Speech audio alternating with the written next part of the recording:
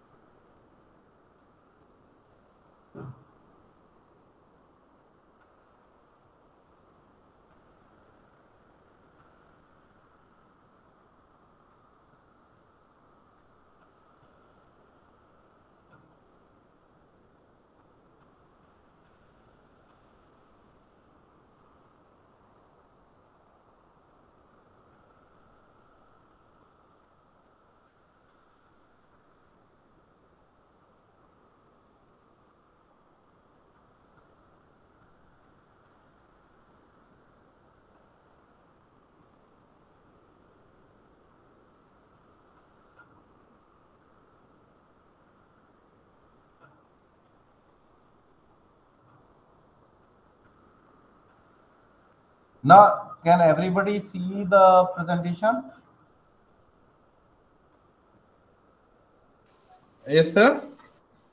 So sorry, there is some network issue, so I'm. Sir फिर से बोल सकते हैं क्या बोल रहे हैं? Can you see the presentation? Yes, sir. Yes, sir. Okay. So what we have is learned yesterday. Can anybody tell? Sujit or the Shiva Shankar? Today we will touch the topic ecology. What do you understand by ecology? Can anyone tell? Please respond. Actually, we have to discuss the things. Sujit, Yes, sir.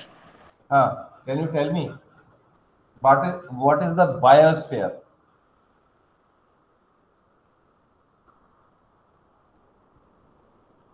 Ecology. Your second unit is the ecology. Okay? And many questions will be asked from the ecology also. So, ecology is the study of the relationship among living organisms. Okay? That includes humans and their physical environment. Okay, so what is the relationship living organism in animals, humans, or small organisms, bacteria? What their relationship and their physical environment? Physical environment means abiotic. Ecology considers organisms at the individual, population, community, ecosystem, and biosphere level. Biosphere is the thin layer around the earth so that we live on the earth. This is the only, and the source of energy in the biosphere is the sun. So, what is an ecosystem? Ecosystem defined as any unit of biosystem, any unit that includes all the organisms that function together, the biotic community. Biotic community means the living organism in a given area interacting with the physical environment, abiotic component, so that the flow of energy clearly leads to the defined biotic structure and cycling of materials between living and non-living parts. What do you mean by this paragraph? Means any unit which includes all the organisms, living organisms that functions together. They live in a area and that interact with the physical environment, means abiotic components, air, temperature, topography, and land. All these they interact with that abiotic component. तो what happens, तो हम biotic structure को इससे पता लगा सकते हैं कि वो वहां पे अगर एक रह रहे हैं, एक दूसरे से इंटरेक्ट कर रहे हैं अबायोटिक और बायोटिक, तो वो एक इकोलॉजी सिस्टम, इकोसिस्टम हो गया। तो इकोसिस्टम जो है हम जब फिजिकल एनवायरनमेंट से हम ह्यूमन है सपोज कीजिए इंटरेक्ट कर रहे हैं, तो वो एक इकोसिस्टम कंप्लीट हो जाता है। तो उसमें एनर्जी भी आ जाती है, सारी चीजें आ जाती है। तो इकोसिस्टम दस a dynamic system which involves the interaction between living and non-living components of an ecosystem that includes the input, transfer, storage, and output of energy as well as cycling of essential material through the ecosystem. And so we have to, and then what is an ecosystem? An ecosystem is a structural and functional unit of ecology where the living organisms interact with each other and the surrounding environment. This is more clear definition. So, ecosystem, what is the ecosystem? Ecosystem is the structural and functional unit of ecology where the living organisms, human, animals, and other things, microorganisms, वो एक दूसरे से जब interact करेंगे अपने surrounding environment means physical environment, abiotic, तो वो एक इंटरेक्शन जो है ऑर्गेनिज्म की वो जो है एक इकोसिस्टम कहलाएगा। पूरा इकोसिस्टम क्या है? एक दूसरे से लिविंग नॉन लिविंग का इंटरेक्शन है। स्ट्रक्चर, अब स्ट्रक्चर क्या होता है of the ecosystem? The structure of an ecosystem is characterized by the organization of both biotic and abiotic components. This includes the distribution of energy in our environment. It also includes the climatic condition prevailing in that particular environment. Now, ecosystem क्या है?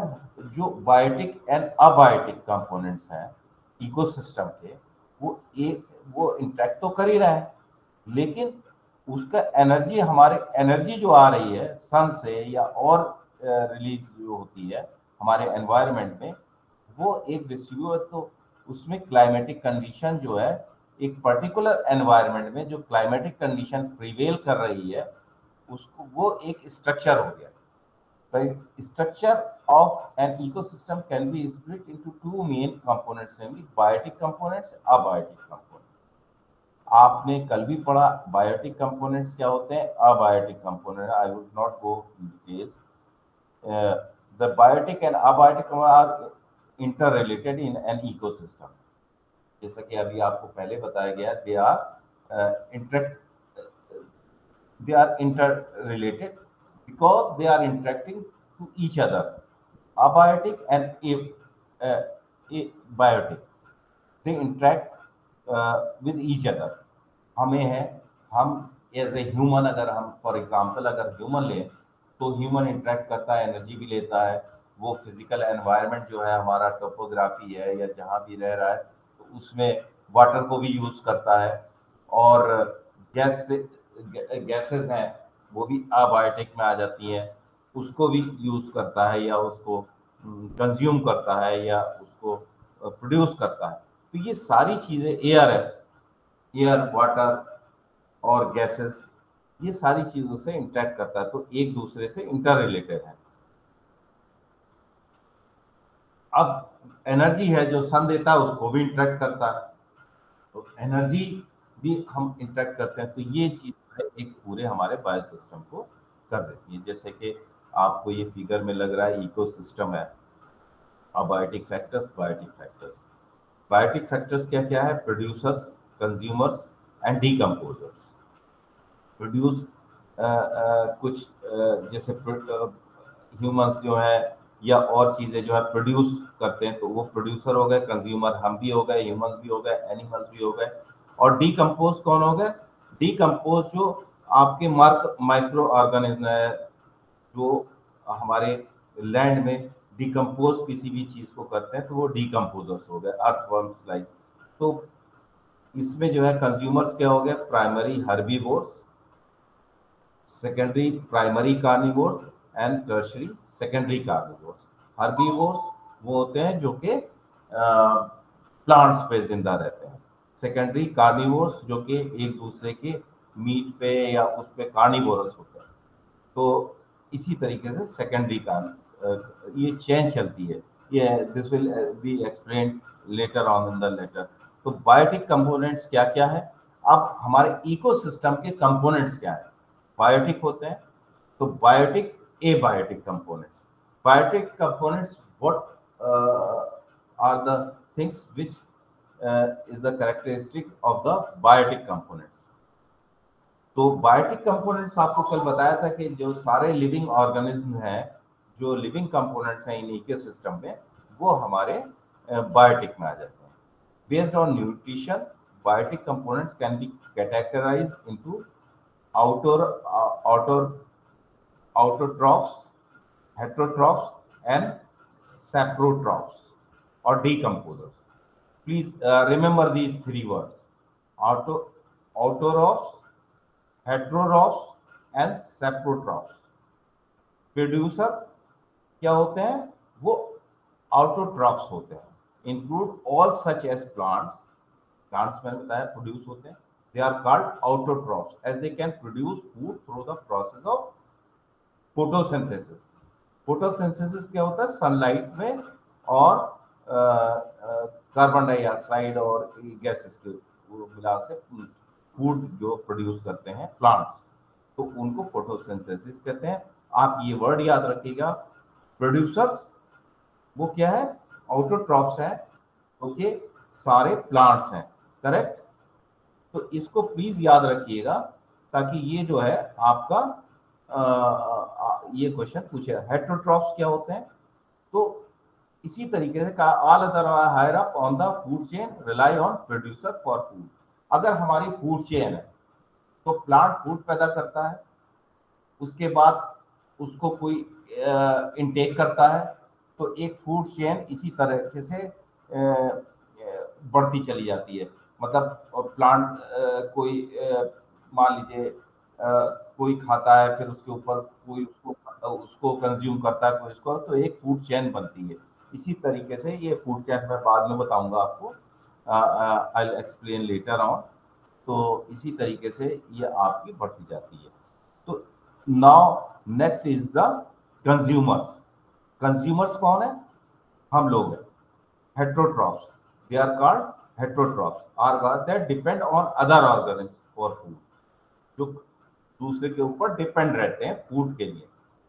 और अब इनके consumers जो हैं बहुत तरीके से हो सकते हैं, जैसे ह्यूमन डिपेंड करता है एनिमल्स पे, प्लांट्स पर, और जो हमारा प्रोड्यूस होते हैं ये व्हीट है, ये सारी चीज़ें जो हैं ये फूड एक उस पर डिपेंड करते हैं। तो इस तरीके से जो है हमारी एक फूड चेन बनती है। अब हम जो करते हैं तो उसको जैसे सपोज कीजिए, मैं एग्जांपल देना चाहूंगा यहाँ पे कि मान लीजिए एक समुद्र में एक घास उगती है, प्लैंक्टॉन्स उगते हैं, तो उनको जो है जू प्लैंक्टॉन्स उनको कंज्यूम करते हैं। जू प्लैंक्टॉन्स को जो है, जो उसमें फिशेस, स्मॉल फिशेस होती हैं वो खाती हैं, उसके बाद स्मॉल फिशेस को बड़ी फिशेस खाती हैं। सो ये फूड चेन चलती रहती है। तो इसी तरीके से तो अब इसमें प्राइमरी, जैसे कि अभी पहले बताया गया था कि कंज्यूमर तीन तरह के होते हैं, एक प्राइमरी कंज्यूमर, सेकेंडरी कंज्यूमर और टर्शरी कंज्यूमर। प्राइमरी कंज्यूमर कौन होते हैं? Are always herbivore. हर्बीवोर्स कौन होते हैं? They rely on producers for food. Food के लिए वो प्रोड्यूसर्स पर डिपेंड करते हैं। सेकेंडरी का depend on primary consumer for energy. They can either be carnivorous और ओमनिवोरस। ठीक है? हाँ जी, सॉरी जस्ट अ मिनट। हाँ बताइए, क्लास क्लास बताइए। हाँ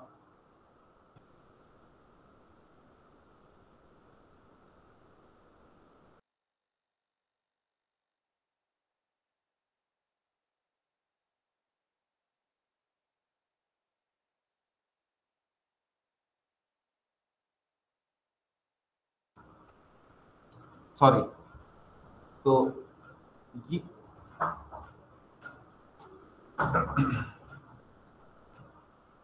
तो कार्निवोरस क्या होते हैं बताइए? कार्निवोरस क्या होते हैं?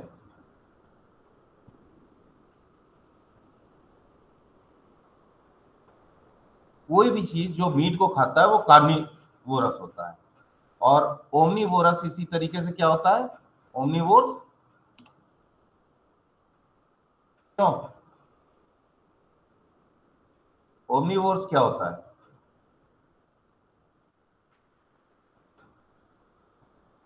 जो कि बोथ प्लांट्स को भी खाता है और मीट को भी खाता है, वो ओमनीवोरस कहलाता है। तो इसी तरीके से हम एक दूसरे से फूड चेन चलती रहती है। करेक्ट? तो अब ये प्राइमरी और टर्शरी कंज्यूमर कौन होते हैं? जो कि सेकेंडरी कंज्यूमर्स पर डिपेंड रहते हैं, और वो कार्निवोरस भी होते हैं, ओमनिवोरस भी होते हैं। इसी तरीके से क्वाटरनरी कंज्यूमर्स भी एक होते हैं, the present some food chain. ज्यादा नहीं है वो present, they are present in some food chains. These are the prey on tertiary consumers for energy. They are usually at the top of the food chain as they have no natural predators. वो सबका बचा खुचा जो है वो दूसरे पे जो है एक दूसरे के शिकार करने पे डिपेंड रहते हैं, वो क्वार्टनरी कंज्यूमर्स कहलाते हैं। तो आपको ये तीन इंपॉर्टेंट है, प्राइमरी कंज्यूमर्स, सेकेंडरी कंज्यूमर और टर्शरी कंज्यूमर्स। वो किस तरह के होते हैं? हर्बीवोर्स होते हैं और कार्निवोर्स और ओमनिवोरस भी हो सकते हैं। तो ये ध्यान रखिएगा, ये क्वेश्चंस आपके उसमें आ सकते हैं। अब बायोटिक कंपोनेंट्स का जो थर्ड है वो decomposer.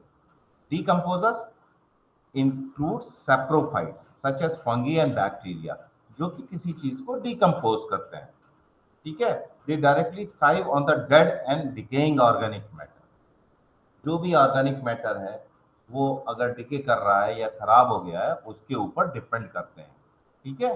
They are essential for the ecosystem, they help in recycling nutrients to be reused by plants. For example, earthworm is such a thing that recycle करता है। किसको रिसाइकिल करता है? जो हमारी अर्थ है उसमें जो आपके गार्बेज वगैरह होता है उसको रिसाइकिल करके वो न्यूट्रिएंट्स में बना देता है, जो कि प्लांट्स उसको रीयूज कर लेते हैं। करेक्ट? तो अर्थवर्म जो है वो सबसे जो पॉपुलेशन सबसे ज्यादा है डीकंपोजर्स की, वो अर्थवर्म है। करेक्ट? ये याद रखिएगा, ये पूछा जा सकता है कि अर्थवर्म जो है क्या है। अब इसी तरीके से अबायोटिक कंपोनेंट है किसके? इकोसिस्टम के। ये ध्यान रखिएगा, we are in the ecosystem. और इकोसिस्टम का जो सेकंड कंपोनेंट है अबायोटिक कंपोनेंट्स है। Abiotic components are the non living component of an ecosystem. You know that abiotic means non-living organism. It includes air, soil, mineral, sunlight, temperature, and so on, which is non-living, that comes into the abiotic, to which living organisms interact or interdependent on each other, correct, in an environment. Now the next is the non-living components या abiotic components. There are the types of that. Inorganic compounds, carbon, nitrogen, carbon dioxide, water. These are the unorganic compounds. Organic compounds, as we would not go into details of these organic compounds. Protein, you know that this is a very basics of the chemistry. Proteins, carbohydrates, lipids, which we link the biotic और abiotic components. ये proteins या carbohydrates या lipids जो है ये abiotic और biotic components को क्या करते हैं, लिंक करते हैं। कैसे लिंक करते हैं? Proteins, everybody needs the protein. तो ये हमारे जो है प्रोटीन कहाँ से आती है, कार्बोहाइड्रेट कहाँ से आती है, ये भी एक एनर्जी क्रिएट करती है। तो एनर्जी, तो हमारा एनर्जी जो है वो अबायोटिक है। तो ये किसका है? ये ऑर्गेनिक कंपाउंड जो है ये हमारे नॉन लिविंग और नॉन लिविंग में लिंक करती है। और इसी तरीके से क्लाइमेटिक कंडीशन भी होती हैं, टेम्परेचर है, लाइट है, या टोपोग्राफी जिससे हम इंटरेक्ट करते हैं। टोपोग्राफी जब हम कहीं रहते हैं या ऊंची नीचे पहाड़ पे उसको सही करते हैं, फॉरेस्ट हो गया, ये हो गया, तो ये सारी चीज़ें जो है लिविंग थिंग्स ऑर्गेनिज्म जो है इन चीज़ों से भी इंटरेक्ट करते हैं। Now next is functions of ecosystem. The functions of the ecosystem. What are the functions? Ecosystem के components हमने पढ़े और हमने उसकी definition पढ़ी। Now the functions क्या है ecosystem के? अगर ecosystem आप develop हो गया, ecosystem includes all the living abiotic and biotic components. So the function of the ecosystem क्या है? It regulates the essential ecological process, supports life system and renders stability. Functions, अब ecosystem, एक अच्छे ecosystem का क्या है कि वो इकोलॉजिकल प्रोसेस को रेगुलेट करती है, लाइफ, अच्छी लाइफ को सपोर्ट करती है और एक स्टेबिलिटी देती है किसी भी चीज़ को, जो उसके ऑर्गेनिज्म या उसमें लिविंग चीज़ें या जो भी है वो उसको stability. It also responsible for cycling of nutrients between biotic and abiotic component. जो न्यूट्रिएंट्स हैं उस पे क्या है, उसकी रिसाइकलिंग करती है। जैसे अर्थ की रिसाइकलिंग हुई या गैसेस की रिसाइकलिंग हुई और चीज़ों की रिसाइकलिंग हुई, तो उसको जो है वो एक माने में उसको क्या करता है, उसको रिसाइकिल करता है और हमें एक अच्छा एनवायरनमेंट क्रिएट करता है। रिसाइकलिंग से क्या होता है, जो आपका एनवायरनमेंट है वो सही होता है, इकोसिस्टम जो है वो सही होता है। It maintains a balance among the various trophic levels in the ecosystem. Various trophic levels, अभी मैं आपको बाद में ट्रॉफिक लेवल्स आएंगे, तो ये बैलेंस करता है डिफरेंट ट्रॉफिक लेवल्स जो होते हैं। ट्रैफिक लेवल 2-3 तरह के होते हैं, उनको ये बीच में balance. It cycles the minerals through the biosphere. It minerals जो है ये बायोस्फीयर क्या हो गया, अर्थ का जो थिन लेयर है जिसमें अर्थ होती है, एक बहुत थिन लेयर है जिसमें हम लोग रहते हैं जिस एटमॉस्फेयर में, दैट इज कॉल्ड बायोस्फीयर। और कहीं लाइफ है नहीं, only that exist in the biosphere.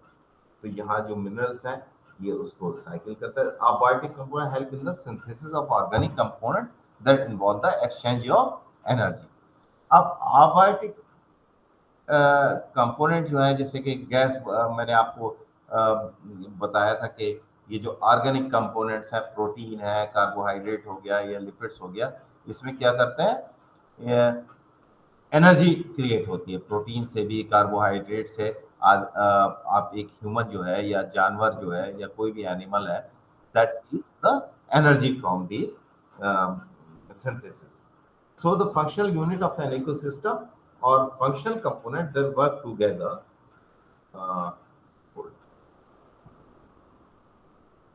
yes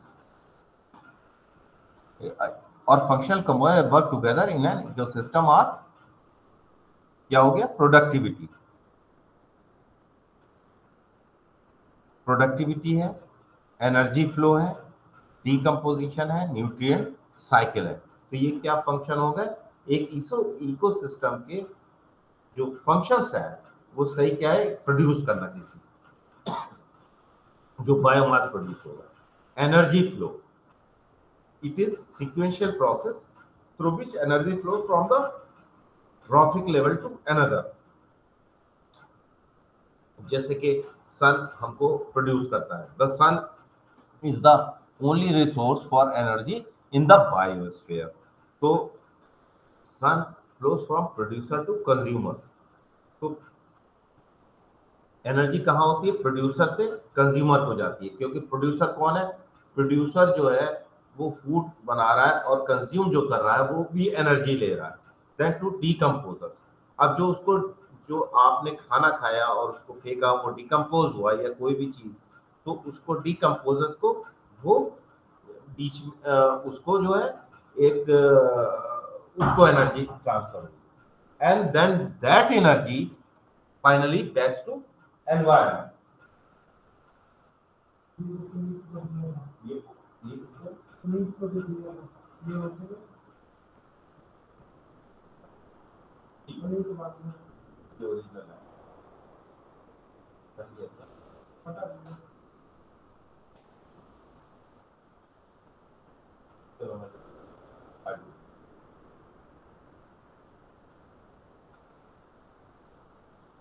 तुम्हारा वाला रह गया, ठीक है ठीक है ठीक है।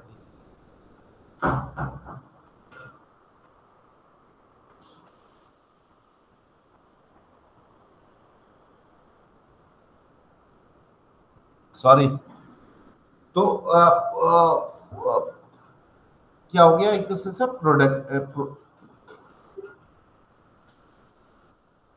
प्रोडक्टिविटी जो है हमारा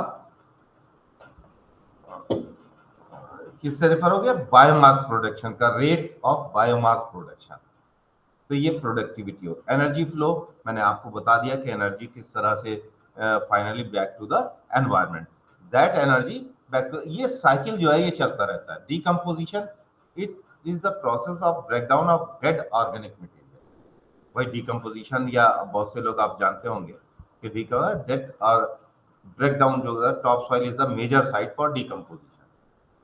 जो टॉप सॉइल है जिसमें, तो वो डिकम्पोज उसमें होता रहता है। ऑर्गेनिक मटेरियल जो होते हैं उसको जो बैक्टीरिया, फंग और आपके अर्थवर्म, ये और माइक्रो ऑर्गेनिज्म जो है वो उसको ब्रेक करके उसको इम्प्रूव करते रहते हैं सॉइल क्वालिटी को। इसी तरीके से जो है हमारा न्यूट्रिएंट साइक्लिंग है। It is an ecosystem, nutrients are consumed and recycled back in various form for utilisation by various organism.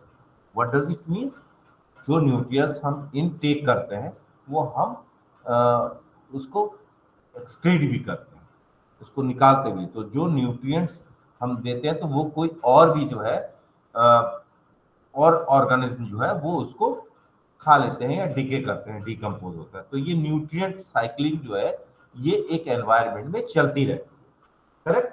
तो ये इकोसिस्टम जो है उसका। अब नाउ नेक्स्ट है हमारा एक टुंड्रा इकोसिस्टम है। That tundra ecosystem are devoid of trees and are found as you have you studied in elementary class at tundra states. What are they? They are in the coldest जहाँ climate होता है, बहुत severe cold जहाँ पे होती है, and they are divide of any plant और any other system. Rainfall नहीं हो पाती, वहाँ बर्फ रहती है, आइस रहती है, स्नो रहती है। These are covered with snow or most of the year. Tundra type axis is found in the Arctic और mountain tops.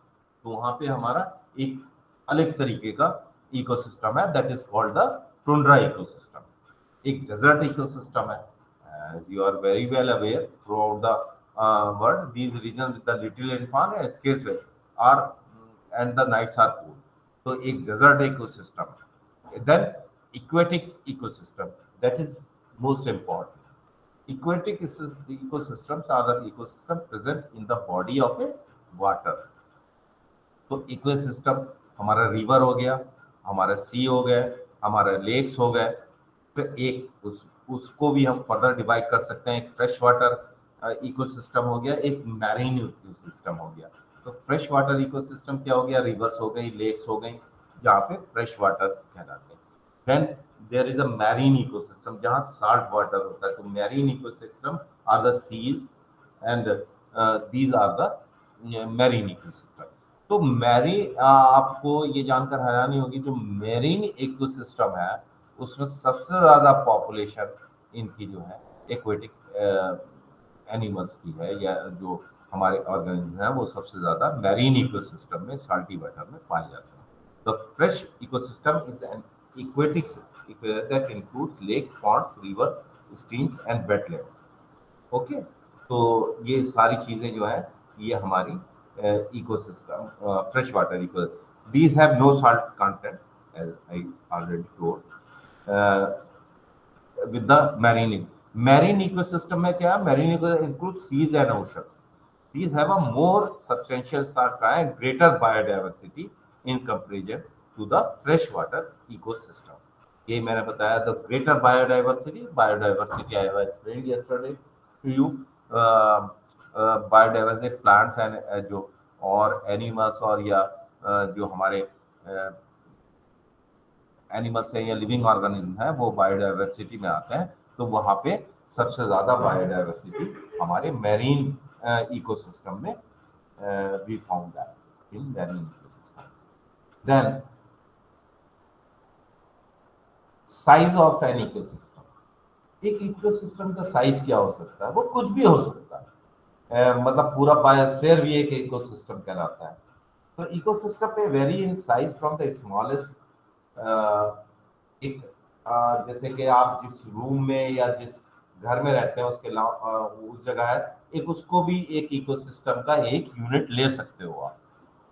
But for larger area अगर बायोस्फीयर को भी ले सकते हैं तो पडल ऑफ वाटर और terrestrial habitat to a landscape और अ लार्ज फॉरेस्ट। एक लैंडस्केप भी आपका इकोसिस्टम होता है जहाँ सारी चीजें, आपको एनर्जी भी मिल रही है, आपको एनिमल्स भी हैं वहाँ पे, माइक्रो ऑर्गेनिज्म भी है, ह्यूमन भी है और गैसेस भी हैं। तो वो एक पूरा जो है एक आपका इकोसिस्टम वहाँ क्रिएट हो जाता है। और अब बायोम और even the entire global biosphere और इकोस्फीयर, एज आई टोल्ड कि बायोस्फीयर भी एक हमारा, तो लार्जेस्ट कौन सा हो गया? हमारा पूरा बायोस्फीयर हो गया। बिफोर इकोसिस्टम, लार्ज इकोसिस्टम उसको हम बायोस्फीयर कहते हैं। Biosphere also called ecosphere. We may call that ecosphere also. That part of the water and atmosphere. Atmosphere, ये सारी चीजें एटमॉस्फेयर में क्या है? गैसेस हैं। क्यों? क्योंकि हम उसको इंटरेक्ट करेंगे। तो अर्थ भी है, वाटर भी, in which many smaller ecosystem exist and operate. Within that biosphere, there can be a many smaller ecosystem exist होते हैं। The three main subdivision of the biosphere are lithosphere, that is land, hydrosphere, water, and atmosphere, air, or the gaseous the envelope of the earth, which कहाँ तक है? Gases कहाँ तक पाई जाती है? which extend up to a height of 20.5 kilometre. अगर हम atmosphere में ऊपर तक जाएं तो हमें जो है वो हमारे जो हमें नुकसान नहीं कर सकते, वो चीजें जो है वो गैसेस हमें मिलती हैं। Scheme of biosphere in relation to hydrosphere and lithosphere. The area of contact and interaction between these three components, land, lithosphere, hydro, जमीन, पानी और हवा, ये जो है एक लाइफ के सस्टेनेंस के लिए, these three things are very important for the sustenance of life. As is there that the entire life is confined in the basic process of life like photosynthesis and respiration occur. अगर हमारे पास gases हैं, land है, plants है, energy है, तो ये सारी चीजें जो है एक फोटोसिंथेसिस होती है जिससे प्लांट जो है अपना फूड जो है वो प्रोड्यूस करते हैं। करेक्ट। अब बायोस्फीयर जो है that extend from the floor of ocean around 11,000 meters below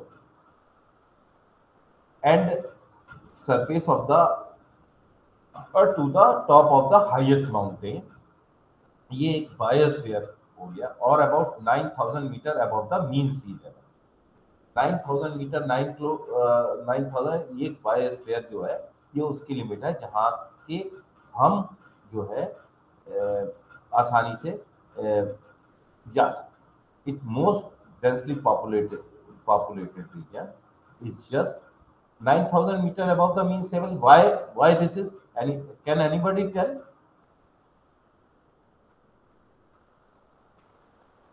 Because the highest mountain जो है वो माउंट एवरेस्ट है और 8,800 समथिंग उसकी ऊंचाई है, तो वहां तक हमारे जो है ये डेंसली पॉपुलेटेड मींस वेजिटेशन आपको मिलेगा, आपको और चीजें मिलेंगी या ऐसे एनिमल्स मिलेंगे जो हाईएस्ट एल्टीट्यूड पे जिंदा रहते हैं, या आदमी भी कभी कभी चले जाते हैं वहां पे स्केल करते हैं माउंटेन। तो ये सारी चीजें जो है ये हमें जो है, और या अगर आप सी में बिलो सी जाए तो वो 11 किलोमीटर तक जा सकते हैं जहां तक लाइफ जो है वो वहां पे ऑर्गेनिज्म या ज़ूप्लैंक्टन्स या प्लैंक्टन्स और बहुत से छोटे छोटे फंगस है, काई है, ये सब आपको मिलती है। तो वहां पे लाइफ है, means is abundant between 2,000 metre below the surface of the ocean and about, मैंने बताया 2,000 मीटर तक तो लिविंग ऑर्गेनिज्म है, लेकिन उसके नीचे ज़ूप्लैंक्टन्स या प्लैंक्टन्स जो हैं या और पौधे जो कि नीचे हैं वो 11,000 मीटर्स यानी कि 11 किलोमीटर तक आपको मिल सकते हैं। ऐसे ही इसी तरीके below the surface of the ocean and about 6,000 metre above the sea level, 6,000 metre तक आपका जो है आपको लिविंग ऑर्गेनिज्म जो है, ये लाइफ जो है ये मिलेगी। किसके? जो हमारे इंसान या एक आदमी या एनिमल्स वो रहते हैं। तो living organism are not uniformly distributed through the biosphere. It is not uniformly distributed. What does it means? Means कि लिविंग ऑर्गेनिज्म जो है वो आपके इवनली डिस्ट्रीब्यूटेड नहीं है, they are nonuniformly distributed throughout the biosphere. कहीं पे कोई मिलेगा, कहीं पे कुछ मिलेगा, एक यूनिफॉर्मिटी नहीं है। ओनली कहीं पे कोई ऑर्गेनिज्म मिल जाएगा, कहीं पे कोई एक तरह का, जैसे कि यहाँ पे अगर आपको किसी तरह का बैक्टीरिया मिल रहा है, दूसरी जगह कुछ और मिल जाएगा, उसकी दूसरी फॉर्म मिल जाएगी, है ना। तो और या आपका जो टुंड्रा प्रदेश है या टुंड्रा रीजन्स जो है इकोसिस्टम है, वहाँ पे डिफरेंट टाइप की ऑफ स्पेसीज मिल जाएंगे। तो ये स्पेसीज नॉट इवनली डिस्ट्रीब्यूटेड, है ना। तो इसी तरीके से अब जो हमारे जहाँ रेन फॉरेस्ट हैं वहाँ की जो है प्लांट एनिमल जो हैं वो और तरह के होते हैं, वो रिच होते हैं।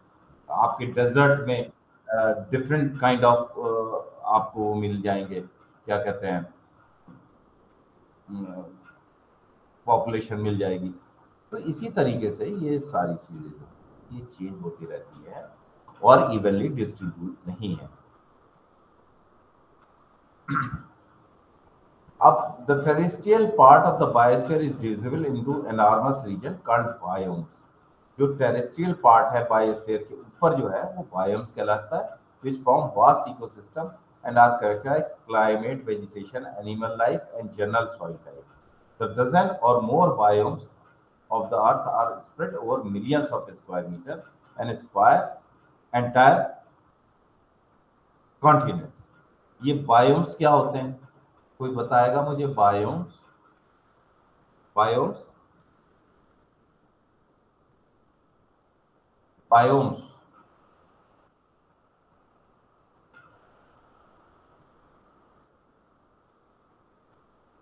ये जो है, ये biotic unit largest biotic unit.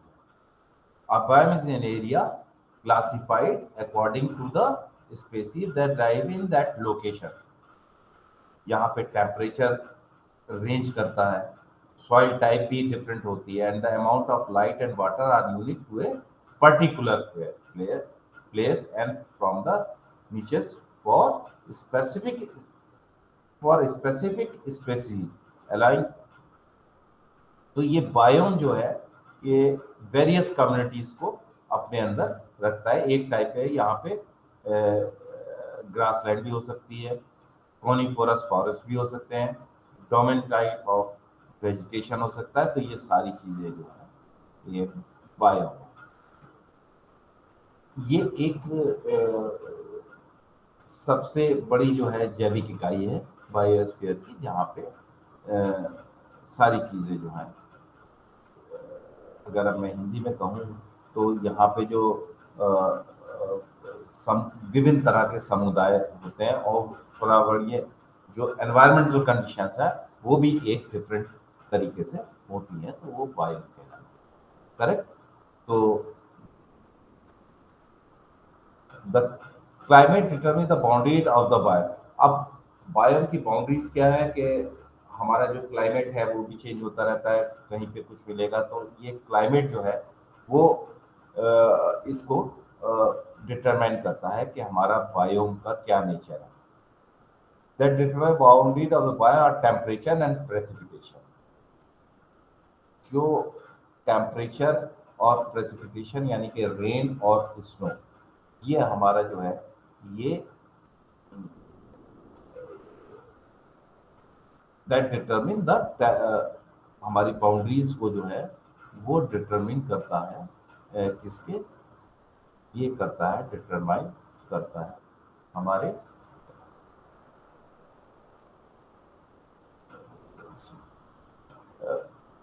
Boundaries को. तो इसी तरीके से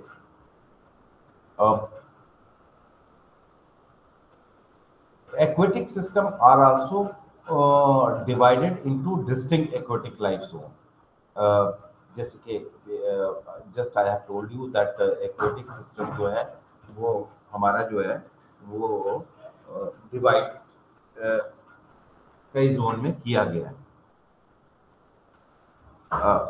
और एक्वेटिक लाइफ जो है वो सबसे ज्यादा जो है वहाँ एक्वेटिक लाइफ में सबसे ज्यादा माइक्रो ऑर्गेनिज्म या पॉपुलेशन सबसे ज्यादा जो है लिविंग ऑर्गेनिजम्स की है, where we find in the aquatic ecosystem. And the aquatic life zone are regions of relatively distinct plant and animal life. Various equity is due to salinity levels of dissolved nutrients, water temperature, depth of sunlight and penetration. Now, होता क्या है कि जो हमारे aquatic life है या aquatic zone है या एक्वेटिक इकोसिस्टम, वहां पे अलग अलग तरीके के we find a different kind of animals and plants. And what is the reason of different kind of plants and animal in the aquatic ecosystem? Aquatic ecosystem के जैसे एक बायोम में अगर टेम्परेचर या क्लाइमेटिक जोन है वो change हो रहा है, तो हमारी जो है उसकी नेचर भी एक चेंज होती है. इसी तरीके से वहाँ पे एक्वेटिक इकोसिस्टम में ये कैसे चेंज होती है, मतलब अगर डिफरेंट टाइप के ऑफ प्लांट एनिमल्स कैसे पाए जाते हैं, क्या है वहाँ पे अगर एक तो सनलाइट कितनी जा रही है, कितनी मिल रही है, सैलिनिटी में अगर लेवल जो है वो सैलिनिटी का साल्ट का कितना है, डिसॉल्व न्यूट्रिएंट जो है वो कितना है, टेम्परेचर वाटर का कितना है. तो अगर ये चेंजेस होते हैं तो naturally the nature and types of plants या टाइप ऑफ एनिमल्स वो भी चेंज होते हैं एक एक्वेटिक जोन में। ठीक है, तो नाउ अब लेवल्स क्या, there are the trophic level. What is the trophic level? Trophic level is the relative position of entity in the food chain. Relative position है एक food chain में, it forms the feeding position in the food web chain. All food webs and chains have at least 2 or 3 trophic levels.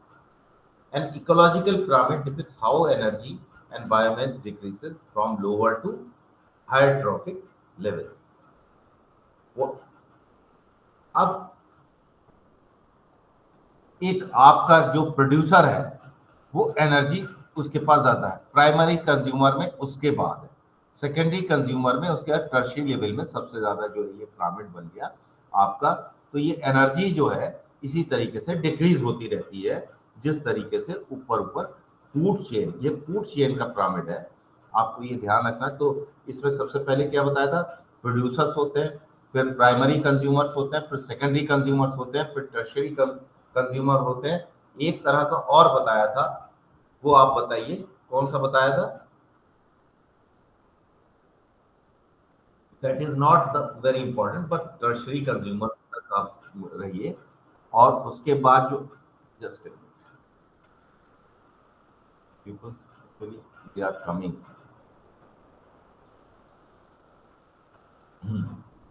इसी तरीके से जो है first producer क्या बताया था, प्लांट्स हो गया, and the second consumer trophic level के जो प्राइमरी कंज्यूमर वो ग्रास हॉपर्स ईट ग्रास।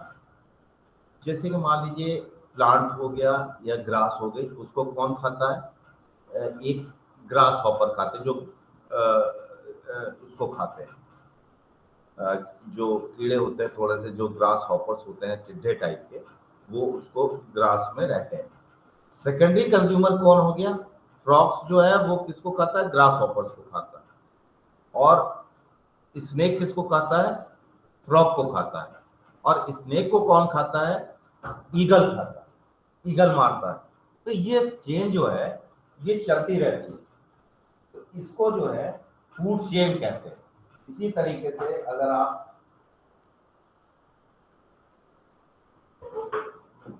वहां चलना मनोज, वहां चलेंगे दोपहर में इसको कराने। तो इसी तरीके से ये चेन, फूड चेन जो है चलती रहती है, एक दूसरे के ऊपर डिपेंडेंट रहते हैं, एनर्जी जो है वो एक दूसरे से ट्रांसफर होती रहती है। तो सबसे प्राइमरी प्रोड्यूसर जो हो गया वो नीचे लेवल का हो गया। इसी तरीके से अगर आप इक्वेटिक सिस्टम में देखेंगे तो हमारे सबसे पहले क्या, सबसे छोटा चीज यूनिट क्या है? प्लैंक्टॉन्स, जो कि छोटे छोटे पौधे होते हैं। उसके बाद जू प्लैंक्टॉन्स होते हैं, उनको मैंने बताया आपको, स्मॉल फिशेस जो है वो उनको खाती हैं, उस पर डिपेंडेंट है, उससे एनर्जी सोर्स लेती है। देन स्मॉल फिश को कौन खाता है? बड़ी फिश खाती है, बड़ी फिश को फिर कोई और खाता है। तो इसी तरीके से ये एनर्जी जो है ये एक दूसरे से ट्रांसफर होती रहती है, एक फूड चेन बन जाती है। एंड दिस इज सो, तो ये बहुत ऊपर तक चला जाता है। तो several consumer eat at more than one trophic level. कई कंज्यूमर हो सकते हैं, सपोज कीजिए हम जो कंज्यूम करते हैं, एक सब्जी खाते हैं तो हम भी किसी को कंज्यूम कर रहे हैं, प्लांट को कंज्यूम, उसके ऊपर, तो there are the several consumers. तो बहुत होते हैं, तो कंज्यूमर हमारी तरह बहुत होते हैं, प्रोड्यूसर जो प्रोड्यूस करके हम जिसको खाते हैं। तो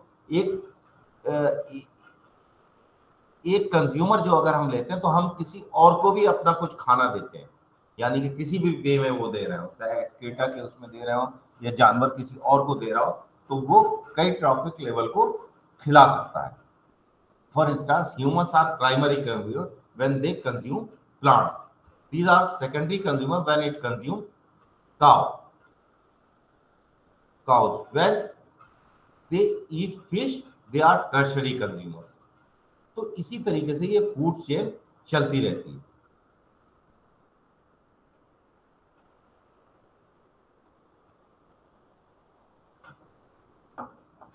Trophic levels energy is transferred up in food web or chain from lower to higher trophic levels.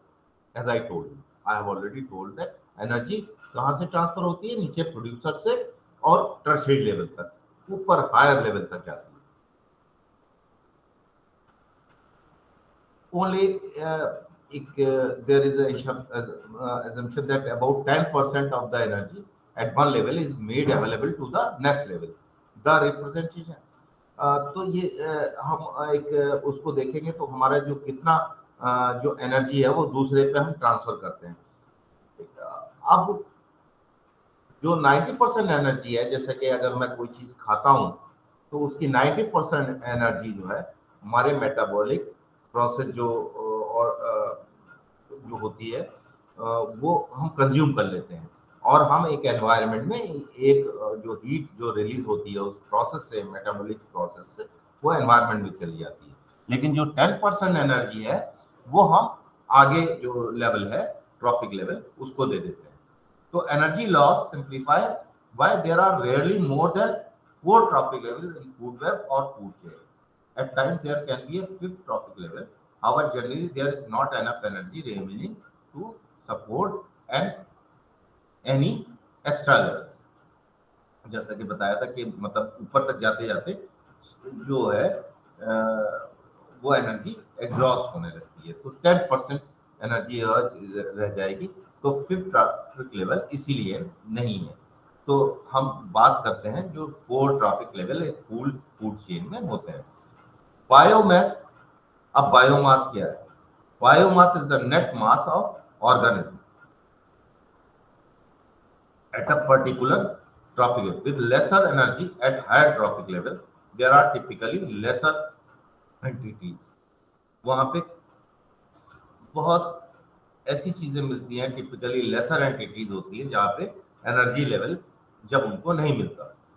तो organisms tend to be larger in size at a higher trophic level. However, its smaller number lead to less biomass. क्या है? जो larger at a higher organisms tend to be larger in size at a higher trophic level. However, its smaller number lead to less biomass. यानी बहुत कम मात्रा में वो पाए जाते हैं. They are found in less amount, so biomass उनका बहुत कम होता है. सपोज ये वर्ड याद रखिएगा, ग्रीन प्लांट्स जो है वो प्रोड्यूसर है, ट्रॉफिक लेवल 1 है. आउटडोर्स होते हैं. हर्बीवोर्स प्राइमरी कंज्यूमर्स हैं. जैसे कि बताया कि अगर आपको जो कि प्लांट्स पे डिपेंडेंट है वो they are herbivores, trophic level 2nd हो गया है. हेट्रोरोफ्स कहला सकते हैं वो. And then carnivorous secondary consumers होते हैं, ट्रॉफिक लेवल 3rd हो गया. हेट्रोफोब्स कहलाते हैं, यानी कि जो दोनों चीजें ले सकते हैं. Carnivorous tertiary consumer, trophic level 4th हो गया. हेट्रोरोफ्स हो गए. Top carnivorous quaternary consumers. Quaternary consumers कौन से होते हैं? ट्रॉफिक लेवल 5th है. बट ये इनसिग्निफिकेंट है क्योंकि हमारे एनर्जी जो है वहां तक बहुत कम बचती है. देन एनर्जी कहाँ से ड्राइव होती है? फूड से. हम जो भी energy, what energy we get, it is from food only. तो ये कहाँ, that also flows the trophic levels. कहाँ से? नीचे से ऊपर की तरफ फ्लो करती है, from producer to subsequent trophic level. This energy always flows from producer to higher herbivore, carnivore, etc. trophic level. It never flows in the reverse direction. ये कभी ऊपर से नीचे नहीं आती, नीचे से ऊपर को ही जाएगी एक food chain. Furthermore, there is a loss of some energy in the form of unusability at each trophic level, so that the energy level decreases from the first trophic levels upwards. क्योंकि हम जो है वो consume करते हैं जो heat metabolism में या हमारे पाचन क्रिया में या और चीज़ों में जो एनर्जी यूज हो जाती है वो ऊपर जाने के लिए नहीं बचती. 4 और इसी कारण से हमारे 4 और 5 ट्रॉफिक लेवल्स हैं, और उसमें कभी कभी जो है छठा जो है वो ट्रॉफिक लेवल होता है, क्योंकि वहां पे कोई सपोर्ट करने के लिए कोई एनर्जी बचती ही नहीं।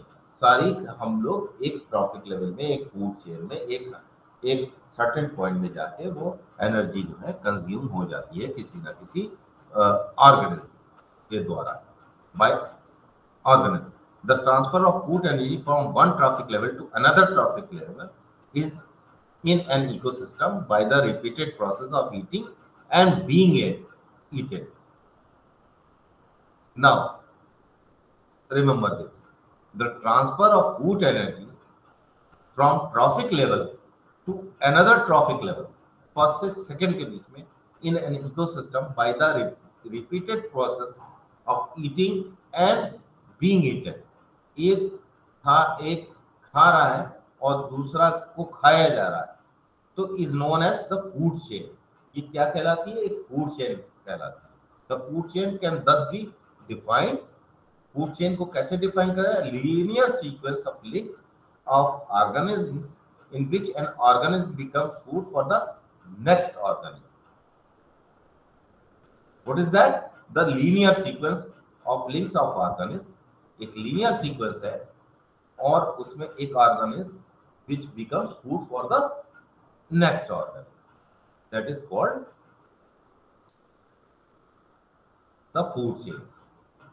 Now, ecosystem function, there are three classes of ecosystem function: stocks of energy and materials, for example biomass genes, fluxes of energy or material processing. This is not very important for you people. Production function information. Now come to the nutrient cycle. Ecosystem function क्या क्या है? एक nutrient cycle, flow of energy. Ecosystem का जो function है, that there is a continuous ecosystem में, ये important है आपके लिए। तो there should be a continuous flow of energy and cycling of nutrients. That should be the continuous process in the ecosystem. और फंक्शन करने के लिए, अगर इकोसिस्टम को हम फंक्शन रखना चाहते हैं, डेड नहीं होना चाहता, तो वहां पे कंटिन्यूअस फ्लो ऑफ एनर्जी और साइक्लिंग ऑफ न्यूट्रिएंट्स वो चलती रहेगी। यानी कि बायोटिक और एनबायोटिक में इंटरेक्शन या interdependent that will remain intact. The nutrient cycle is a system where energy and matter are transferred between living organism. तो न्यूट्रिएंट साइकिल क्या है? न्यूट्रिएंट साइकिल जहाँ है वहाँ एनर्जी और जो हमारा मैटर है वो एक दूसरे के ऊपर ट्रांसफर होता रहता है। यानी कि लिविंग ऑर्गेनिज्म और नॉन लिविंग ऑर्गेनिज्म का जो है वो ट्रांसफर होता रहता है एनर्जी का। This occurs as animals and plants consume nutrients found in the soil. जो सॉइल में या हमारा एनिमल्स है या प्लांट्स हैं, वो कहाँ से कंज्यूम करते हैं? सॉइल में जो न्यूट्रिएंट्स होते हैं। इसी तरीके से ह्यूमन भी करता है, जहाँ भी न्यूट्रिएंट्स हैं वो सॉइल में वो प्लांट के थ्रू आ जाते हैं, and these nutrients are then release back into the environment via death and decomposition. Now अब जैसे एक प्लांट है, उसकी एक लाइफ साइकिल, वो डिके हो गया या हमने प्लांट्स को खत्म कर दिया, वो गिर गया, तो वो जो उसमें से डिकेइंग होगा या डिकम्पोजिशन होगा या जो डिकम्पोजिंग होगी, उसका जो अर्थवर्म करेंगे या और माइक्रो ऑर्गेनिज्म करेंगे, बैक्टीरिया करेंगे, तो वो डिकम्पोजिशन करके कहाँ? सॉइल में वापस चला जाएगा। तो ये जो है ये एक साइकिल चलता रहता है। तो इसको क्या कहते हैं? Nutrient cycle. न्यूट्रिएंट साइकिल क्या हुआ? हम किसी से न्यूट्रिएंट्स लेते हैं, जमीन से या प्लांट से या जहां से, तो वो फिर हम वापस उसी को कर देते हैं। ये साइकिल जो है चलता रहता है।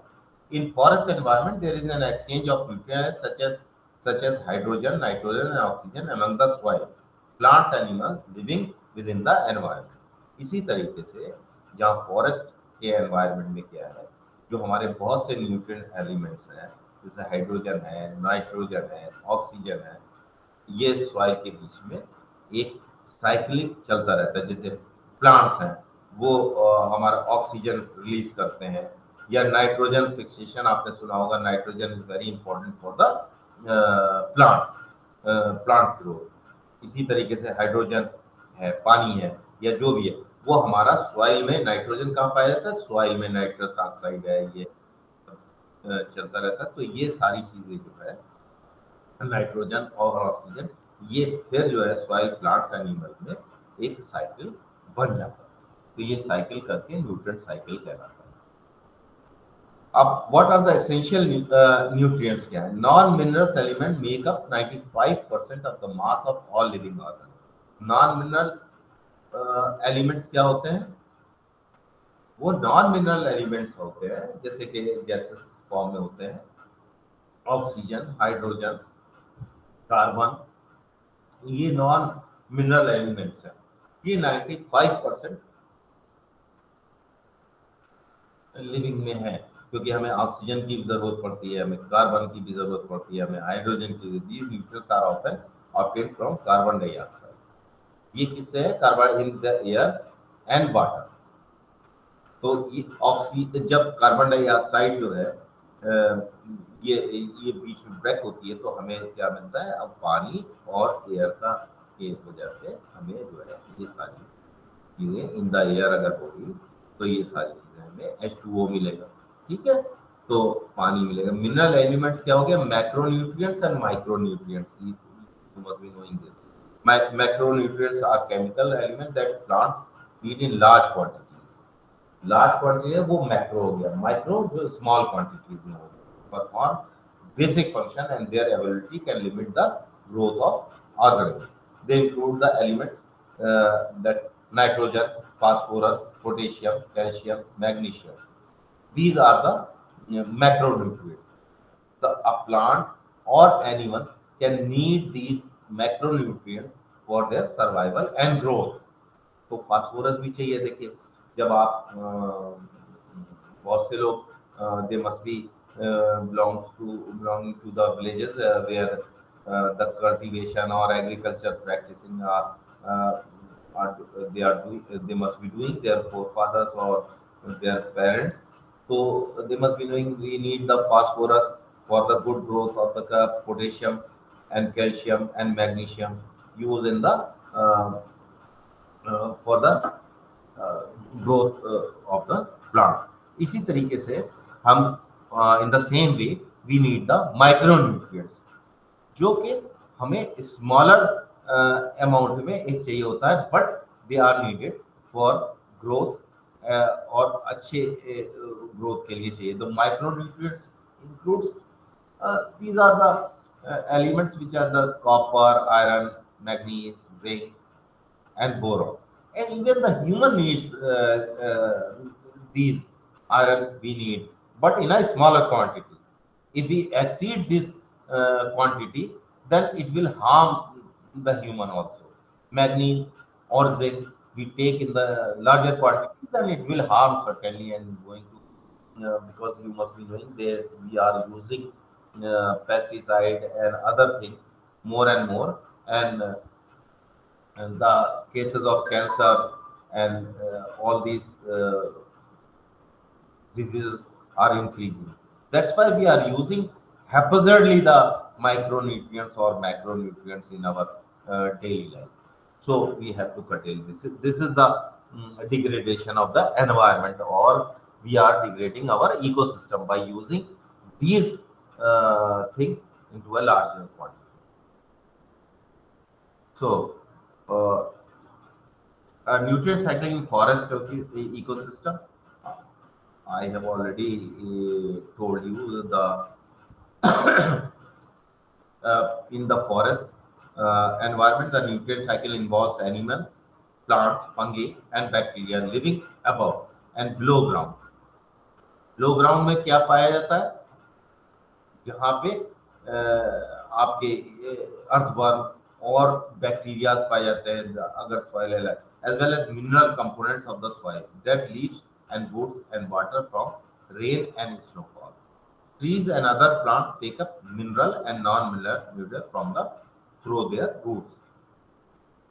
तो ये सारी चीजें जो है ये हमारे ये I have already explain this, I think these nutrients are stored in the leaves and flowers and other parts of plants. ये न्यूट्रिएंट्स जो आपको माइक्रो न्यूट्रिएंट्स और मैक्रो न्यूट्रिएंट्स और आपको गैसेस बताई थी, ये भी हमारे, तो these nutrients are stored in the leaves, flowers and other parts of the flower.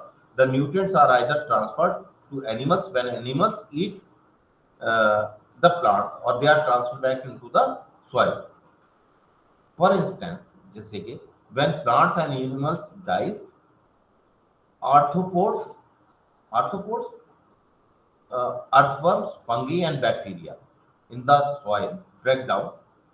Arthropods वही छोटे छोटे जो आपने देखे होंगे अर्थवर्म टाइप के, वो आर्थ्रोपोड्स कहलाते हैं। Fungi and bacteria in the soil, वो arthropods are exist such as mites, arthropods and earthworm grind up the decaying material and they mix in this material with the soil. ऐसे ही fungus है, वो उसको break करती है और smaller components में उसको डिके करके सॉइल में चली जाती है। Material back into carbonization which is why it is जैसे over time. Now,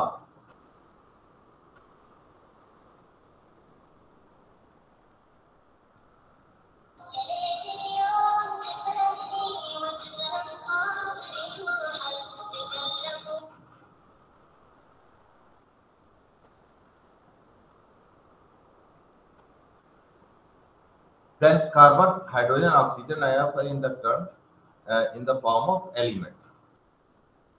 And compounds make up 90%, 97% of the mass of our bodies and are more than 95% of the mass of all life.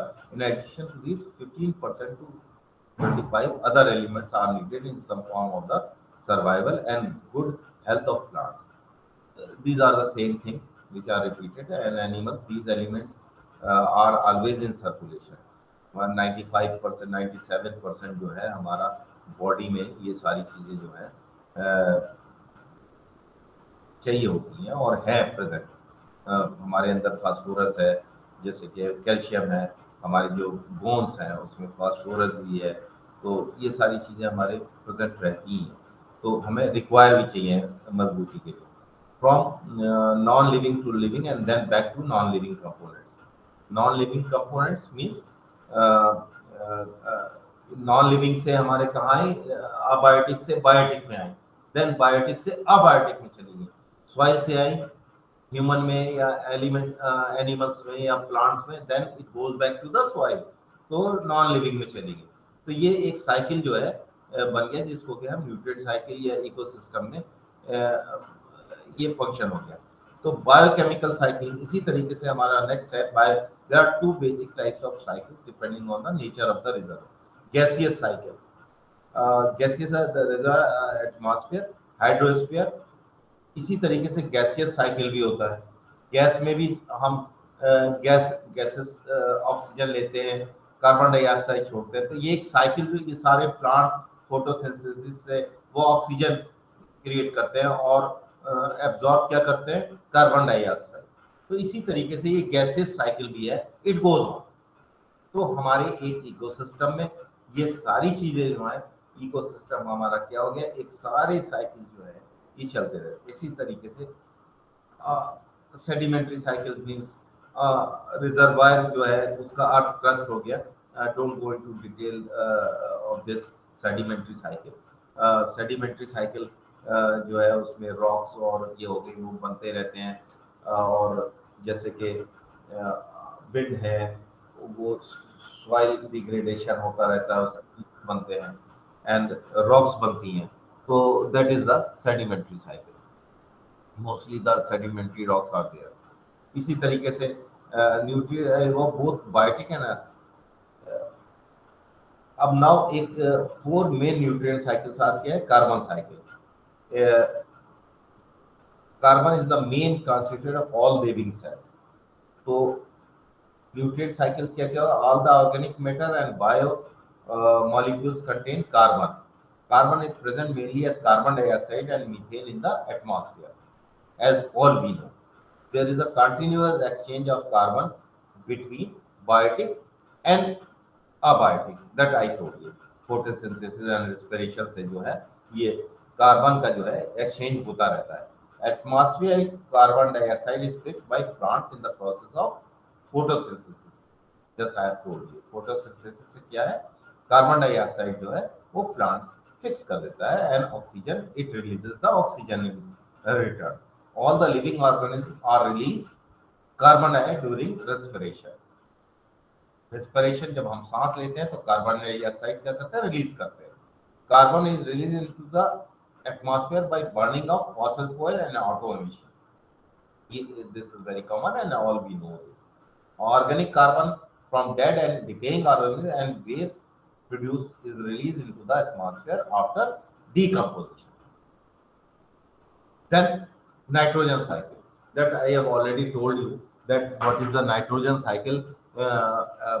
Plants और एक life के लिए nitrogen is essential part. तो nitrogen क्या है, can not be directly utilised by living and has to be converted to other form. As I told you, nitrogen, nitrous oxide, nitrous dioxide, these are the form of the nitrogen which can be used by living organisms in the other form by the process of nitrogen fixation. Nitrogen fixing bacteria fix atmospheric nitrogen to ammonia, and nitrifying bacteria convert ammonia to nitrate. It is then taken up by plants. तो इसको जो ये nitrogen का जो process है change करने का, ये क्या नाइट्रोजन फिक्सेशन कहलाता है। तो क्या नाइट्रोजन फिक्सेशन में क्या है, नाइट्रोजन फिक्सिंग जो एटमॉस्फेयर में हमारे नाइट्रोजन है उसको अमोनिया में चेंज करते हैं, ठीक है, bacteria, and nitrifying bacteria convert ammonia to nitrate, जो कि नाइट्रेट जो है that is essential part of the plants for growth. तो then this bacteria are used to ammonia to nitrate, then atmospheric nitrogen is converted to nitrate directly by lightning assimilated by plants। तो ये जो nitrogen cycle है इसको nitrogen cycle कहते हैं या nitrogen fixation कहते हैं। Decomposers break down proteins and amino acids of dead and decaying organic matter and waste products. Gentrifying bacteria convert ammonia and nitrates to nitrogen। अब जो डीनिट्रीफाइंग बैक्टीरिया होते हैं वो क्या करते हैं, अमोनिया को किसमें, अमोनिया नाइट्रेट्स को किसमें, नाइट्रोजन में कन्वर्ट कर देते हैं, and nitrogen oxide by the process of denitrification. In this way nitrogen is release back into the atmosphere। then nitrogen क्या है, गैस है, वो रिलीज हो जाती है। तो पहले क्या हुआ, नाइट्रोजन साइकिल में वो बैक्टीरिया जो उनको निट्रीफाइंग बैक्टीरिया कहते हैं वो इसको अमोनिया में कन्वर्ट करते हैं और nitrate, and nitrate is consumed by the plants, taken up the plants, और जो प्लांट लेता है तो उसको हम भी कंज्यूम करते हैं या और लिविंग ऑर्गेनिज्म करते हैं, as you just know about the food chain। and atmospheric nitrogen जो एटमॉस्फेयर में है ये जो है ये प्लांट्स डायरेक्ट ले लेता है, बट उनको और जरूरत होती है तो वो सॉइल के थ्रू नाइट्रोजन फिक्सेशन से आ जाते हैं।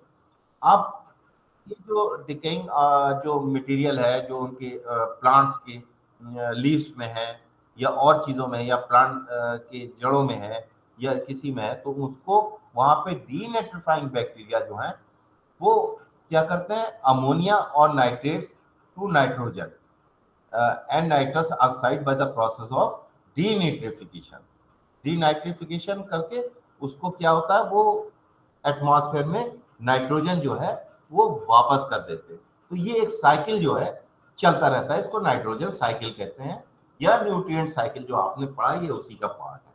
इसी तरीके से ऑक्सीजन साइकिल भी है। ऑक्सीजन जो है as all we know very essential for life। aquatic organisms are dependent on oxygen dissolved in water। जो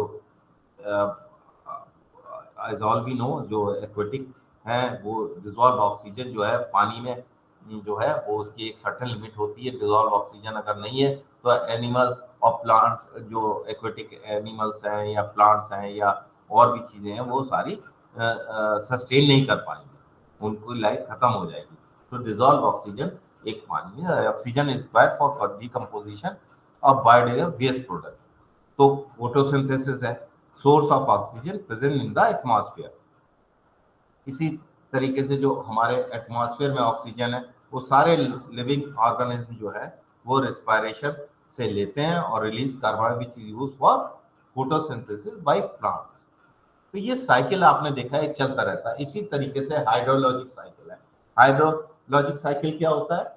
as all we know, water जो है वो एसेंशियल पार्ट है of the life for life और एनीथिंग एग्जिस्टेंस के लिए हमारा जो है वाटर बहुत।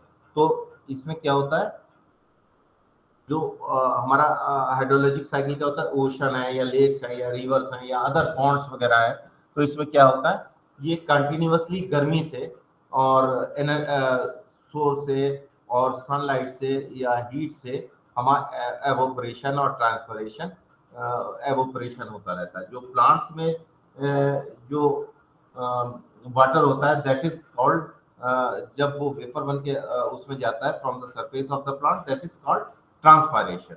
तो ये वेपर बन के वाटर, अब वेपर्स जो है जब ऊपर जाते हैं they goes up to the sky and then they condense and condensation के बाद क्या होता है उसमें प्रेसिपिटेशन। प्रेसिपिटेशन मतलब रेनफॉल, और रेनफॉल जो ग्राउंड में आती है तो कुछ तो एब्जॉर्ब कर लेता है ग्राउंड अगर कच्चा है। जैसे कि आजकल हम शहर बना रहे हैं तो देखा होगा ग्राउंड लेवल वहां पे नीचे जा रहा है, तो वो ग्राउंड वाटर में सीपेज होके वो ग्राउंड वाटर में चला जाता है, वहां स्टोर हो जाता है। कुछ जो है सरफेस वाटर में बहता है और बह के वापस जो है नदी में और समुद्र में अल्टीमेटली गोज टू देयर, और वो जो है वो पार्ट जो है नदी और नालों में और उनके थ्रू जाके नदियों में जाता है, पॉन्ड्स में जाता है, कुछ वहां पे जमा होता है और कुछ समुद्र में वापस चला जाता है। तो ये साइकिल जो है हाइड्रोलॉजिक साइकिल जो है चलता रहता है एक इकोसिस्टम में। तो यानी कि आपने कई साइकिल्स देख ली, एक इकोसिस्टम में हमारे जो है ये साइकिल जो है चलता रहता है। तो अब न्यूट्रिएंट साइकिल की जो है आपने इसको बहुत पढ़ लिया कि ये क्यों इम्पोर्टेंट है। All living organism biomolecules and cells are made up of, जो हमारे लिविंग ऑर्गेनिज्म हैं उनकी जो सेल है या carbon, hydrogen, oxygen, nitrogen, sulphur and phosphorus, ये इससे बने हुए हैं। हमारे अंदर भी जो सल्फर भी है, फास्फोरस भी है, these elements are essential for life. It is important to recycle and continuously replenish nutrients into the for life to exist। इसको हमें रिसाइकिल या रिप्लेनिश लेते रहना चाहिए। ये इम्पोर्टेंट इसलिए nutrient cycling is important for it is required for the transformation of air from the form to another so that it can be readily utilized by different organisms. Plants cannot take a atmospheric nitrogen. It has to be fixed and converted to ammonium and nitrate for uptake। जो आपको already बता चुका हूँ कि ammonia जो bacteria होते हैं निट्रिफिकेशन, वो अमोनिया से नाइट्रेट और नाइट्रस ऑक्साइड में करके वो प्लांट ले लेता है, फिर वो वापस चले जाए। इसी तरीके से from one place to another. इसी तरीके से एयर और soil water nutrient cycles keep the ecosystem in equilibrium. तो ये साइक्लिंग जो है न्यूट्रिएंट साइक्लिंग या हाइड्रोलॉजिकल साइकिल या गैसियस साइकिल क्यों इंपॉर्टेंट है? टू कीप द बैलेंस और इक्विलिब्रियम इन द इकोसिस्टम। और ये स्टोर करते हैं वो फ्यूचर अपटेक के लिए। तो इसमें क्या होता है, एक इक्विलिब्रियम जो है वो जरूरी है एक इकोसिस्टम में, इन चीजों को जो है, इसलिए ये सारी चीजें इंपॉर्टेंट है। करेक्ट? तो now that is another sedimentary cycle I told you. Phosphorus, calcium and magnesium circulate by means of the sedimentary cycle. Phosphorus, calcium, magnesium, they are found in the rocks. Sulfur is also to some extent intermediate since two of its compounds, hydrogen sulfide and sulfur dioxide, add a gaseous component to its normally sedimentary cycle. The element involved in the sedimentary normally does not cycle through the atmosphere but follows a basic pattern of flow through erosion, sedimentation, mountain building. I have already told that sedimentation है, erosion है soil का, और या mountain building है, तो ये सब sedimentary cycle में आते हैं। हालांकि रॉक्स 3 तरह की होती हैं आपको, igneous rocks, sedimentary rocks and metamorphic, but we called it as sedimentary cycles. Volcanic biological transport through the excreta of marine birds. तो ये सारी चीजें जो है ecological succession. Now ecological succession is a series of changes that occur in ecological community over time. Now अब हमने ये cycles तो पढ़ लिए, अब आपको पता है न्यूट्रिएंट साइकिल हो गया, गैसियस साइकिल हो गया, और हाइड्रोलॉजिकल साइकिल हो गया, सेडिमेंट्री साइकिल्स हो गए, ये साइकिल्स हो गए। तो सेडिमेंट्री साइकिल्स क्या है? कुछ नहीं है, ये इरोजन और जो हमारा जो एक सेडिमेंट्री साइकिल है, ये सेडिमेंटेशन, इरोजन या माउंटेन बिल्डिंग जो होती है, ये उसी से होता है। सेडिमेंटेशन एयर और विंड और या पानी से जो भी इरोजन होते हैं और वो जमते हैं, ये जो भी रॉक्स है, कैल्शियम है, मैग्नीशियम है, ये रॉक्स में पाए जाते हैं और इनका सक्सेशन होता रहता है, चेंज होते रहते हैं यहाँ से वहाँ, यहाँ से। तो इसी तरीके से जो है, अब now will touch upon ecological succession. Succession क्या है? Ecological succession is a series of changes that occur in an ecological community over time. अगर एक इकोलॉजिकल कम्युनिटी, एक मैंने बताया बायोस्फीयर में है या बायोम में एक इकोलॉजी, अब उसमें तरह तरह के लोग रह रहे हैं, इकोलॉजिकल कम्युनिटी। अब over time they keep on changing. एक तरह का आदमी नहीं रहता, वो चेंज होता रहता है, उसका इकोलॉजी चेंज होती रहती है। तो क्या है? Ecological succession is the study and gradual change in a species of a given area with respect to the changing environment. जैसे जैसे एनवायरनमेंट चेंज होता है वैसे स्पीसीज भी चेंज होती रहती है। It is a predictable change and it is an inevitable process of nature as all the biotic components have to keep up with the changes in our environment. जैसे जैसे कि environment change होता है तो हमारे जो नेचर होता है ये या और चीजें जो है, स्पेसीज जो है, वो चेंज होती रहती है।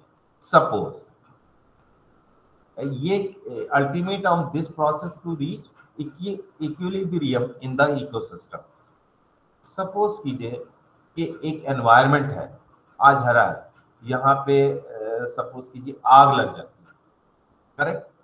आग लगने के बाद वो एरिया जो है खराब हो जाता है, लेकिन उसमें धीरे धीरे फिर लाइफ होती है। जो ऑर्गेनिज्म होंगे वो डिफरेंट टाइप के होंगे, वो चेंजेस होंगे क्योंकि एनवायरनमेंट चेंज हो गया।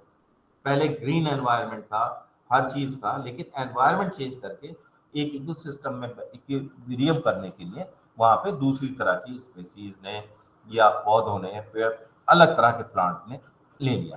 तो ये ग्रेजुअल चेंज है। जैसे जैसे एनवायरनमेंट चेंज होगा वैसे हमारे अंदर भी एक स्पीसीज में भी चेंज आएगा। प्लांट्स में, इसमें, उसमें पहले आदमी और तरह के होते थे, लेकिन जैसे जैसे एनवायरनमेंट चेंज हुआ they keep on changing. So the ultimate aim of this process to reach equilibrium in the ecosystem. ठीक है? तो the community that achieves this aim is called a climax community. जो उस चीज को अचीव कर लेते हैं, in an attempt to reach this equilibrium, some species increase in number while some other decreases. अब इस इक्विलिब्रियम को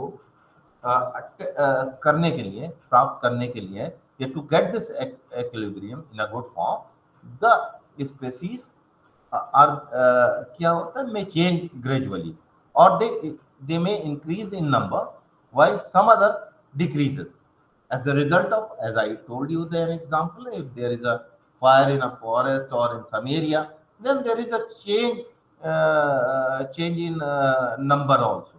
So in an area, the sequence of community that undergo changes is called series. Thus, series. The sequence of community that undergo changes is called the series in ecology, in scientific terms. Thus, each community that changes is called, that community that changes is serial stage or serial community. Serial stage, series is the change, and the community which goes under changes is called the serial community. All the communities that we observe today around us have undergone succession over a period of time since their existence. जैसे कि मैंने बताया कि पहले Mankind जो है वो किसी और तरह का, लेकिन अपने एग्जिस्टेंस के सक्सेशन जैसे जैसे होता रहा तो उसको इकोलॉजिकल सक्सेशन कहते हैं। तो हम भी चेंज आते रहे क्योंकि हमारा एनवायरनमेंट में और इकोलॉजी में चेंजेस आते रहे। Thus we can say that evolution is a process that has taken place simultaneously with that of ecological succession. Also, the initiation of life on the earth can be considered to be a result of this succession process. If we consider an area where life starts from scratch through the process of succession. Now, please be careful on this sentence. It is known as the primary succession. जहाँ scratch से life होती है शुरू throughout the process of succession, it is called the primary succession. However, if life starts at a place after the area has lost all the life forms existing there, the process is called secondary succession. As I told you, if there is a fire and there was a life, then that is the primary succession.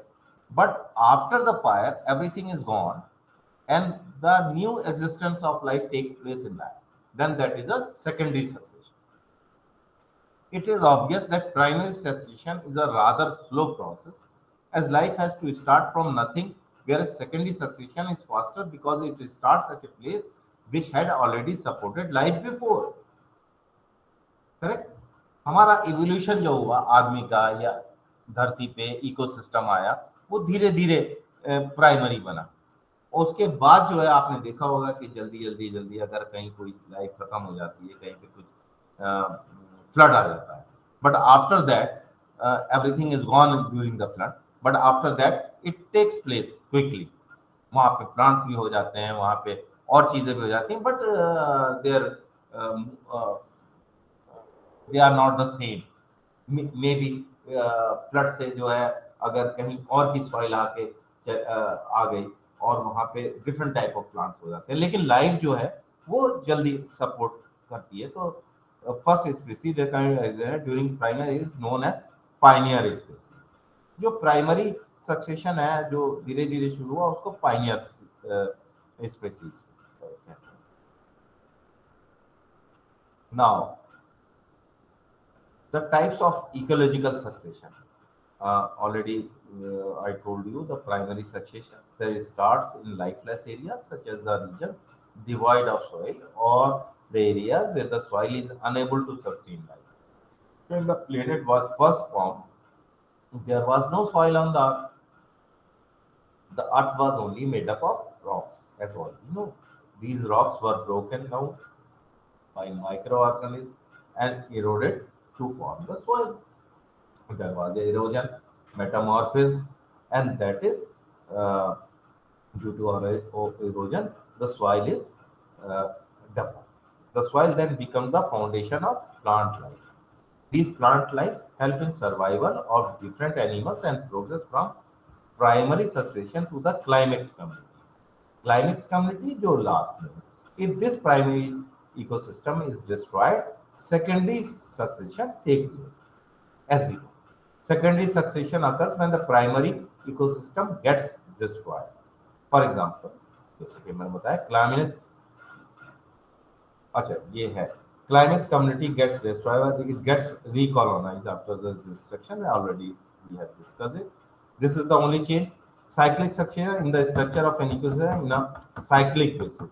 Some plants remain dormant for the rest of the year and emerge all at once. This drastically changes the structure of an ecosystem.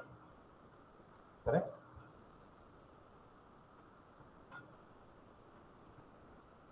Up now, ecosystem and human intervention.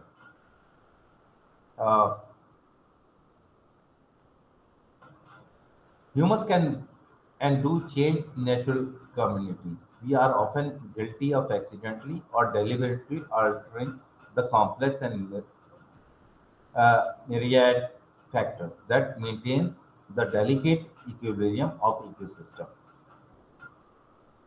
जो human ecosystem है, जो ecosystem को human का जो intervention है वो उसको drastically change कर सकता है और एक इक्विलिब्रियम भी क्रिएट कर सकता है। Approximately today 40% of the Earth's photosynthetic productivity is used for influence by human activity. तो 40% ऑफ द इकोसिस्टम जो है वो ह्यूमन आज nowadays that is due to the human activity. Often in order to correct the wrongs of the past intervention we tend to undertake well intended but uniform measures. हमें जो है ये intervention ऐसे करने चाहिए जो हमने गलत चीजें कर रखी हैं उनको सही करने के लिए हमें जो है एक यूनिफॉर्म मेजर चाहिए। Our efforts falter to feel because of lack of basic information. अब हम हर किसी को बेसिक इंफॉर्मेशन तो हम वो काम करते हैं जिससे हमारा इकोसिस्टम जो है वो इक्विलिब्रियम उसकी that get disturbed. All this shows that we have still not learned to live in harmony with the ecosystem of which we are a part. अब हमारा जो है जो टेक्नोलॉजी है और ये अंडरस्टैंडिंग ऑफ द एनवायरनमेंट है ये इतनी कम है नाउ। इसी की वजह से जैसे कि कल बताया था कि हमारे जो ये समिट हुए थे रियो में या 2015 में यूनाइटेड नेशन ने जो कॉन्फ्रेंस की थी उसमें ये प्लेस किए गए अपनी इकोसिस्टम को इक्विलिब्रियम में रखने के लिए सही रखने के लिए हमें क्या करना चाहिए। तो इकोलॉजिस्ट जो है ये सब कोशिश कर रहे हैं। उसमें जो है प्लेस लिए गए थे वो मैंने आपको आज 10-12 जो थे वो बताए थे कल क्या क्या करना है। तो ये ह्यूमन इंटरवेंशन की वजह से हमारा अब हमने अब तक जो पढ़ा environment is the sum total of living and non-living components that surround and influence an organism. Living components are called biotic components while non-living components are called abiotic components. हमने बायोस्फीयर के बारे में पढ़ा, ecosystem entity that can sustain life, ecosystem और 3 main types of food chain के बारे में हमने पढ़ा जो कि सारी चीजें पढ़ी। न्यूट्रिएंट्स इन एक न्यूट्रिएंट्स की इम्पोर्टेंस हमें पता चला कि न्यूट्रिएंट साइकिल क्या है और क्यों होता है और क्या क्या है कौन कौन से साइकिल्स हैं इसके बारे में पढ़ा। इकोसिस्टम सक्सेशन के बारे में हमने पढ़ा, primary succession, secondary succession and the final succession is the climate community. Now I would like to ask some questions from you. Are you ready? Please respond. Hello? Anybody else? Can anybody up? Sujit? Yes, sir. Yes, sir. I am asking a question. Plants are called as dash because they fix carbon dioxide. What is the answer?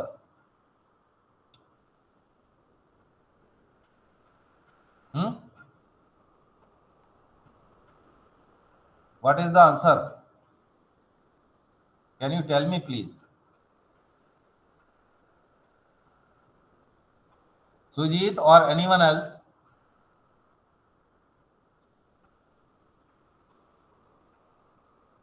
हाँ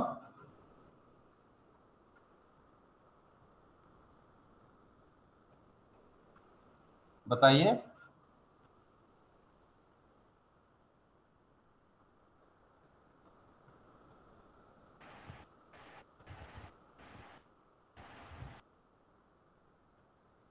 बताइए बताइए। Producers में भी जी producers क्या कहलाते हैं? Plants plants are called as producers. हाँ sir producers. हाँ They fix carbon dioxide? No. Outer rocks. ठीक है? Producer. Okay, sir. Okay. That is called the producer. Okay. In an ecosystem dominated by trees, the pyramid of numbers is कौन सा type हो गया? वो कौन सा टाइप हो गया बताइए?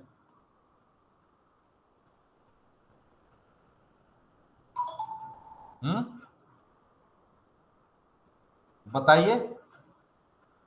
In an ecosystem dominated by trees, the pyramid of number, the pyramid is कौन से टाइप का pyramid हो गया? इन्वर्टेड टाइप का हो गया ना? Yes sir. नीचे को आएगा ना तो इन्वर्टेड pyramid हो गया. ठीक है. अब नेक्स्ट क्वेश्चन अगर मैं पूछता हूं आपसे तो प्लीज बताइए. In aquatic ecosystem the limiting factor for the productivity is क्या होगा?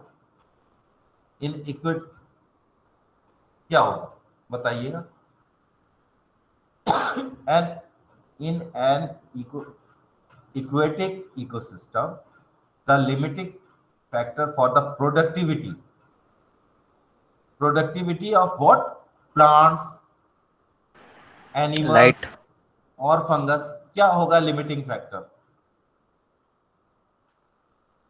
मैंने बताया था आपको कि जब इक्वेटिक सिस्टम में एक लाइफ के सस्टेनेंस के लिए क्या जरूरी है? Sunlight. Oxygen. Light is important. Okay. अगर लाइट नहीं होगी तो फोटोसिंथेसिस नहीं होगा, कुछ भी नहीं होगा. ठीक है ना? तो light is very important in ecosystem. जो लिमिटिंग फैक्टर है वो क्या है? सनलाइट. तो common detritivores in our system ecosystems are क्या है बताइएगा?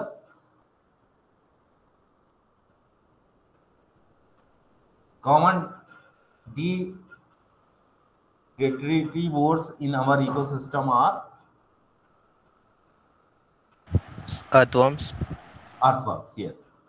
The major reservoir of carbon on Earth is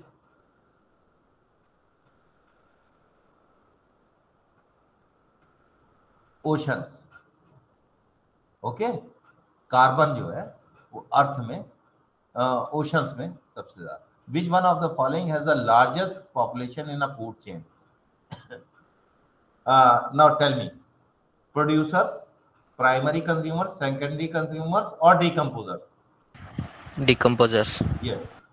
The second trophic level in a lake is lake में second trophic level जो है वो क्या हो? Phytoplankton, zooplankton, benthos, or fishes? Zooplankton. Yes. And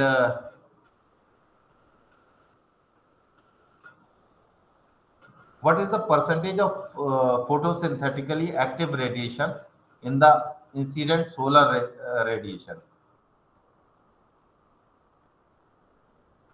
This is a typical question, but it is a 50%. Okay. So now we have completed today's. Now tomorrow, what is your unit? Unit 3. Huh? And it is Unit 3 pertains to how many of you have gone through this second unit? Please, have you seen this BEVAE 181 book? Please respond to me. Otherwise, I am not able to. Sir. आपने पढ़ा ये कितना पढ़ा आपने इसमें देखिए, अगर आप आज जाएंगे, आज पढ़ लीजिएगा, इसमें जो ऐसे क्यूज हैं या एक्सरसाइजेज हैं वो आखिर में दी हुई है। Who are the herbivore, who are the producer, who are the predators. A producer is at the start of the food chain with the correct answer. These answers are given in there. So please do that. Sorry. Okay, sir. Just hold on. Just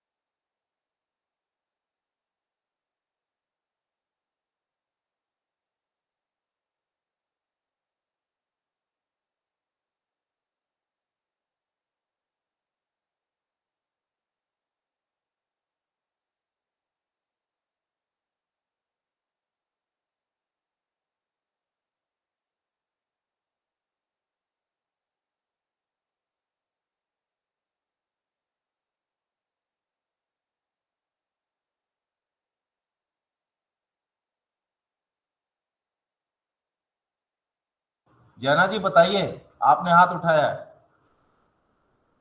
hello, और should we and?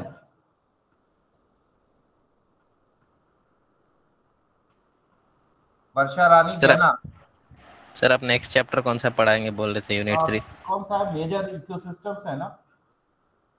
Yes sir. दो ही classes हैं।